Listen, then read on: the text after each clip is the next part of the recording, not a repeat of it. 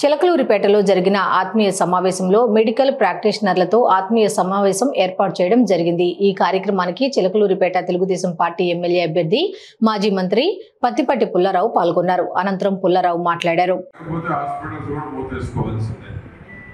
Doctor చాలా మంది ఏం చేస్తారు, మీరు అన్ని చేసినా కంప్లైంట్ వస్తారు చాలా మంది। ఆ విధంగా మీ వృత్తి గురించి ఎవరికి అనుమానం లేదు, చాలా మంది తెలియని వాళ్ళకి అనుకోవచ్చు కాంపౌండర్ నర్స్ ఏముందని। మీరు చూడకపోతే పేషెంట్లు ఒక రోజు కూడా మీరు తట్టుకోలేరు హాస్పిటల్స్లో, డాక్టర్లు ఎన్నని చూస్తారు। మీరు ఉండబట్టే డాక్టర్లకి గౌరవం పెరుగుతూ ఉంది, వారి ద్వారా మీకు ఉపాధి కలుగుతూ ఉంది। కానీ మీ పాత్ర చాలా కీలకమైనటువంటిది, చాలా గొప్పది, ప్రాణాలు తెగించి మీరు చేసేటువంటి సేవ సర్వీస్। కరోనా కావచ్చు, వైరల్ జబ్బులు, డెంగీ కావచ్చు, మలేరియా కావచ్చు, అంటువ్యాధులు కావచ్చు, ఏదైనా మీరు పోవాల్సిందే। అది మీకు అంటుకుంటుందన్నా మీరు పోవాల్సిందే, అది మీ వృత్తి, అది మీరు గొప్పతనం, మీ జీవితం త్యాగం చేస్తూ ఉన్నారు। ఆ విధమైనటువంటి మీకు ఏం చేసినా తక్కువే కాదు, 2 సెంట్లు ఇంటి స్థలము, ఇల్లు, మీకు సపరేట్ కావాలని మీ ప్రెసిడెంట్ మీ అసోసియేషన్ అడిగేటువంటిది। తప్పకుండా ఈసారి కమ్యూనిటీ పరంగా చేయాల్సినవన్నీ ఈసారి చేయబోతున్నామని కూడా నేను మీ అందరికీ తెలియజేస్తున్నాను। తప్పకుండా ఇస్తాం, మీలాంటి వాళ్ళకే ఇవ్వాలి, మీలాంటి వాళ్ళకే ఇవ్వాలి। తక్కువ ఆదాయం, కష్టం ఎక్కువ ఇది కాబట్టి మీకు ఇవ్వడంలో తప్పలేదు। ఫస్ట్ ప్రయారిటీలో మీకు చేస్తాం, మిగిలిన డిమాండ్ బీమా కావచ్చు, ఉద్యోగ భద్రత కావచ్చు, health clinic, YSR health clinic కాదు, ఎన్టీఆర్ హెల్త్ క్లినిక్ అవుతుందని ఈరోజు డబ్బా పడుకున్నారు।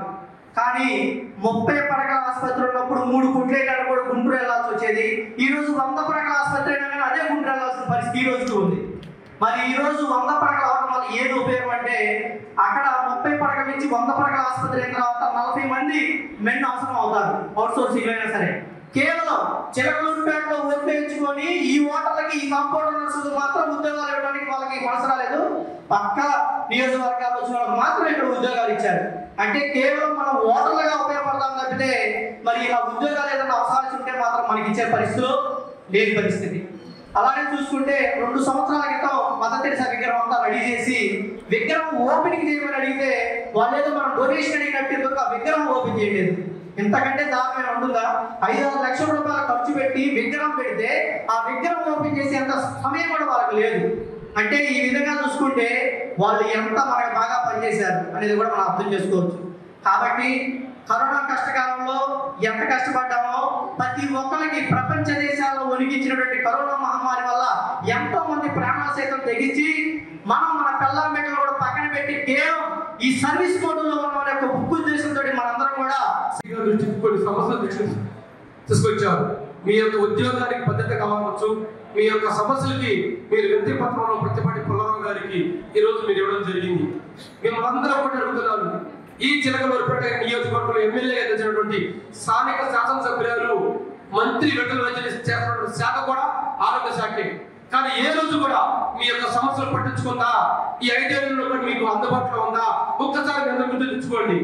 నిత్యం అందుబాటులో ఉన్న నాయకుడు, చిలకలూరిపేట అభివృద్ధి నడిపించిన నాయకుడు, 30 ఏళ్ళుగా ప్రజా జీవితంలో ఉన్నటువంటి నాయకుడు పత్తిపట్టి పుల్లారావు గారు। అటువంటి నాయకులు మనం కాదనుకొని ఈ రోజు రజనీకి ఓట్లేసి పాపానికి ప్రతి వ్యవస్థను నాశనం చేసి నిర్లక్ష్యం చేసినటువంటి జగన్మోహన్ రెడ్డిని, ఈ రాష్ట్రాన్ని రోగం పట్టినటువంటి మీరు పారదోరాలా?